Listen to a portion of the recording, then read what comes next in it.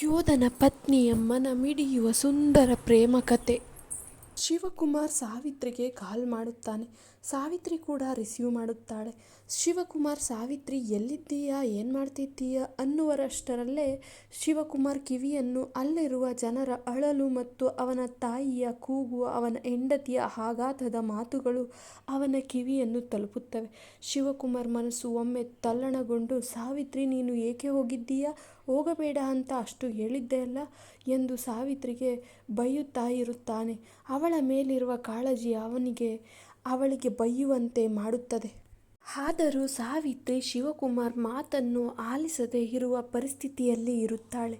ಅವರ ಸಾವು ನೋವು ಅವಳಿಗೆ ಮಾತೇ ಬರದ ಪರಿಸ್ಥಿತಿಯನ್ನು ಇರುತ್ತದೆ. ನಂತರ ರಘುವನ್ನು ಸ್ಮಶಾನದ ಕಡೆ ಕರೆದೊಯ್ಯುತ್ತಿರುತ್ತಾರೆ. ಆಗ ಅವನ ಹೆಂಡತಿ, ರೀ, ಒಂದು ಸಾರಿ ಬಂದು ಬಿಡಿ, ನಾನಿದ್ದೇನೆ ಅಂತ ಹೇಳ್ರಿ ಅಂತ ಜೋರಾಗಿ ಕೂಗುತ್ತಾಳೆ. ಸಾವಿತ್ರಿಗೆ ಬೇರೆ ಯಾರ ಮಾತುಗಳಿಗೂ ಕಿವಿ ಕೊಡಲಿಲ್ಲ. ಆದರೆ ರಘುವಿನ ಹೆಂಡತಿಯ ಮಾತುಗಳು ಅವಳ ಅಂತರಾಳದಲ್ಲಿ ಬಂದು ಕೂತಂತಾಗುತ್ತದೆ. ಆಗ ರಘುವಿನ ಹೆಂಡತಿ ಜೋರಾಗಿ ಕಿರುಚಿ, ಸಾರಿ, ನೀವು ಬೇಕು ಎಂದು ಪ್ರಜ್ಞೆ ತಪ್ಪಿ ಹೋಗುತ್ತಾಳೆ. ಅವಳನ್ನು ನೋಡುತ್ತಾ ಸಾವಿತ್ರಿಯ ಮನಸ್ಸು ಒಡೆದು ಹೋಗುತ್ತದೆ. ನಂತರ ರಘುವನ್ನು ಚಿತೆಗೇರಿಸಲು ಸಕಲ ಸಿದ್ಧತೆಗಳನ್ನು ನಡೆಸುತ್ತಿರುತ್ತಾರೆ. ಈ ರಘು ಇದ್ದಾಗ ಎಷ್ಟು ಬೆಲೆ ಇರುತ್ತದೋ, ಸತ್ತಾಗಲೂ ಕೂಡ ಅದರ 2ರಷ್ಟು ಬೆಲೆ ಸಿಕ್ಕಿ ಅವನನ್ನು ಸಕಲ ಸನ್ಮಾನ ಗೌರವಗಳಿಂದ ಚಿತೆಗೆ ಏರಿಸಲು ತಯಾರಿ ನಡೆಸುತ್ತಾರೆ. ಅವನ ಹೆಂಡತಿಗೆ ಮತ್ತೆ ಪ್ರಜ್ಞೆ ಬಂದು ಅವನಿಗೆ ಮುತ್ತಿಟ್ಟು ಆ ಗಳಿಗೆ ಎಲ್ಲರ ಮನಸ್ಸಿಗೂ ತುಂಬ ನೋವುಂಟಾಗುತ್ತದೆ. ಎಂತಹ ಕಟು ಹೃದಯದವರು ಕೂಡ ಒಮ್ಮೆ ಮರಗುತ್ತಾರೆ. ಅವನನ್ನು ಸಕಲ ಸರ್ಕಾರಿ ಗೌರವಗಳಿಂದ ಚಿತೆಗೇರಿಸುತ್ತಾರೆ. ಅವನ ಹೆಂಡತಿಗೆ ಇದು ಯಾವುದೇ ಗೌರವ, ಇದು ಯಾವುದೇ ಹಣ ಏನೂ ಬೇಡ, ಅವಳಿಗೆ ಬೇಕಾಗಿರುವುದು ರಘು ಮಾತ್ರ. ಅವಳು ಸಾರಿ ಸಾರಿ ಹೇಳುತ್ತಾಳೆ, ಇದ್ಯಾವುದು ಬೇಡ ನನಗೆ, ನನ್ನ ಗಂಡನನ್ನು ಕೊಟ್ಟು ಬಿಡಿ ದಯವಿಟ್ಟು ಎಂದು. ಆದರೆ ಏನು ಮಾಡುವುದು, ವಿಧಿಯಾಟ. ರಘುವನ್ನು ವಾಪಸ್ ಯಾರೂ ಕರೆತರಲಾಗದ ಪರಿಸ್ಥಿತಿಯಲ್ಲಿ ರಘು ಸಾವನ್ನಪ್ಪಿದ್ದಾನೆ. ಕೆಲವೊಂದು ಸಾರಿ ದೇವರು ಎಷ್ಟು ಕ್ರೂರಿ ಎಂದು ತೋರಿಸಿಬಿಡುತ್ತಾನೆ. ಹಾಗೆ ರಘುವಿನ ಹೆಂಡತಿಯ ಜೀವನದಲ್ಲಿ ದೇವರು ತುಂಬ ಕ್ರೂರಿಯಾಗಿ ಬಿಟ್ಟ. ರಘುವಿನ ಕಾರ್ಯಗಳೆಲ್ಲವನ್ನು ಮುಗಿಸಿ ರಘುವಿನ ಹೆಂಡತಿ ಮತ್ತು ಅವಳ ತಾಯಿ, ಅವರ ಸಂಬಂಧಿಕರು ಮನೆಗೆ ಬಂದ ನಂತರ ಅವರಿಗೆ ಸ್ನಾನ ಮಾಡಿಸಿ ಊಟ ತಿನ್ನಲು ಕೊಡುತ್ತಾರೆ. ಏಕೆಂದರೆ ಅವನ ಹೆಂಡತಿ, ತಾಯಿ ಮತ್ತು ಕುಟುಂಬಸ್ಥರು ಯಾರೂ ಕೂಡ ಅನ್ನ ನೀರು ಮುಟ್ಟಿರುವುದಿಲ್ಲ. 3 ದಿವಸದಿಂದ ತುಂಬ ಸುಸ್ತಾಗಿರುತ್ತಾರೆ. ಆದ್ದರಿಂದ ಸ್ವಲ್ಪನೂ ತಿನ್ನಿ ಅಂತ ಹಿಂಸೆ ಮಾಡಿ ತಿನ್ನಿಸುತ್ತಾರೆ. ಇತ್ತ ಸಾವಿತ್ರಿ ಕೂಡ ಇದನ್ನೆಲ್ಲ ನೋಡಿಕೊಂಡು ವಾಪಸ್ ಮನೆಗೆ ಬರುತ್ತಾಳೆ. ಅತ್ತ ಸಾವಿತ್ರಿಯ ತಾಯಿ ಕೂಡ ಇವಳ ಜೊತೆನೇ ಇರುತ್ತಾರೆ. ಇವಳು ಅವರು ಮನೆಗೆ ಕೂಡ ವಾಪಸ್ ಬರುತ್ತಾರೆ.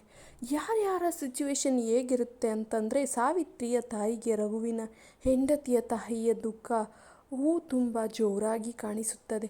ಅವಳ ಮಗಳು ಈ ವಯಸ್ಸಿಗೆ ಅವಳ ಸೌಭಾಗ್ಯವನ್ನು ಕಳೆದುಕೊಂಡು ನರಳಾಡುತ್ತಿದ್ದ ಆ ಕಣ್ಣೀರು, ಅವಳ ಹತಾಶೆ ಸಾವಿತ್ರಿಯ ತಾಯಿಗೆ ತಡೆಯಲಾಗದ ನೋವು ಉಂಟಾಗುತ್ತದೆ.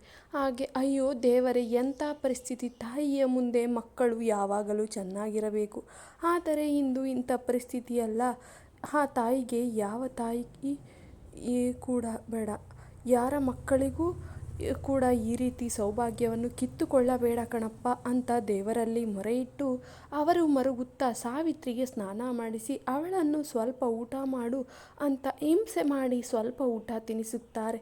ಸಾವಿತ್ರಿಯು ತಾಯಿ ತನ್ನ ಮನಸ್ಸಿನಲ್ಲಿ ತುಂಬ ನೋವುಂಟಾಗಿದ್ದರೂ ಅದನ್ನು ಸಾವಿತ್ರಿಯ ಮುಂದೆ ತೋರಿಸಲಿಲ್ಲ. ಏಕೆಂದರೆ ಅವಳು ಇನ್ನೂ ಕುಗ್ಗಿ ಹೋಗುತ್ತಾಳೆ ಎಂದು ಗಟ್ಟಿಯಾಗಿ ನಿಂತಿರುತ್ತಾರೆ. ಶಿವಕುಮಾರ್ ಕೂಡ ಕಾಲ್ ಮಾಡಿ, ಸಾವಿತ್ರಿ, ಏನು ಮಾಡ್ತಾ ಇದ್ದೀಯಾ, ಊಟ ಮಾಡ್ದಾ, ಹೇಗಿದ್ದೀಯಾ, ನಾನು ಅಷ್ಟೊಂದು ಹೇಳಿದ್ದೇನೆ ನಿನಗೆ ಹೋಗಬೇಡ ಎಂದು, ಯಾಕೆ ಹೋಗಿದ್ದೆ ಎಂದೆಲ್ಲ ಪ್ರಶ್ನೆ ಮಾಡುತ್ತಾನೆ. ಆದರೆ ಸಾವಿತ್ರಿ ಒಂದು ಮಾತು ಕೂಡ ಆಡುವುದಿಲ್ಲ. ಇದನ್ನು ಗಮನಿಸಿದ ಶಿವಕುಮಾರ್ ಕೂಡ ಸ್ವಲ್ಪ ಗಾಬರಿಯಾಗುತ್ತಾನೆ. ಯಾಕೆ ಸಾವಿತ್ರಿ, ಏನಾಯಿತು, ನಾನು ಇಷ್ಟೊಂದು ಮಾತಾಡ್ತಾ ಇದ್ದೀನಿ, ನೀನು ಯಾಕೆ ಮಾತಾಡ್ತಾ ಇಲ್ಲ ಅಂತ ಕೇಳ್ತಾನೆ. ಆಗ ಮತ್ತೆ ಶಿವಕುಮಾರ್ ಹಲೋ ಹಲೋ ಎಂದು ಹೇಳುತ್ತಾನೆ. ಆಗ ಸಾವಿತ್ರಿ, ಹೇಳ್ರಿ ಅಂತಾಳೆ. ನನಗೆ ಗೊತ್ತು ನಿನಗೆ ಇಷ್ಟೊಂದು ನೋವು ಬೇಜಾರಾಗುತ್ತೆ ಅಂತ, ನನಗೆ ಗೊತ್ತಿತ್ತು ನಿನಗಿಷ್ಟೊಂದು ನೋವು ಬೇಜಾರಾಗುತ್ತೆ ಅಂತ, ಅದಕ್ಕೆ ನಾನು ಹೋಗಬೇಡ ಅಂತ ಹೇಳಿದ್ದು. ಆದರೆ ನೀನು ನನ್ನ ಮಾತು ಕೇಳಲೇ ಇಲ್ಲ.